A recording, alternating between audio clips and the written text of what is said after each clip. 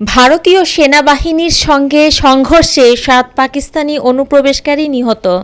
ভারতের পুঞ্চে নিয়ন্ত্রণ রেখায় দেশটির সেনাবাহিনীর সঙ্গে সংঘর্ষে পাকিস্তানি ৭ অনুপ্রবেশকারী নিহত হয়েছেন বলে জানা গেছে। গত মঙ্গল ও বুধবার ৪ ও ৫ ফেব্রুয়ারি পুঞ্চের নিয়ন্ত্রণ রেখা বরাবর পাকিস্তানি অনুপ্রবেশকারীরা অতর্কিত আক্রমণ চালায়। তবে তা ব্যর্থ করে দেয় ভারতীয় সেনাবাহিনী। পাল্টা আক্রমণে নিহত হন ৭ পাকিস্তানি অনুপ্রবেশকারী। নিহতদের মধ্যে ৩ জন পাকিস্তানি সেনা জওয়ান। পাকিস্তানি অনুপ্রবেশকারীরা বর্ডার অ্যাকশন টিমের বিটিএ সহায়তায় ভারতীয় সেনাদের উপর অতর্কিত হামলা চালাতে চেয়েছিলেন। বিটিএ হল পাকিস্তানের আন্তঃসীমান্ত অপারেশন দল। বর্ডার অ্যাকশন টিমকে এলওসিতে গোপন হামলা চালানোর জন্য প্রশিক্ষণ দেওয়া হয়।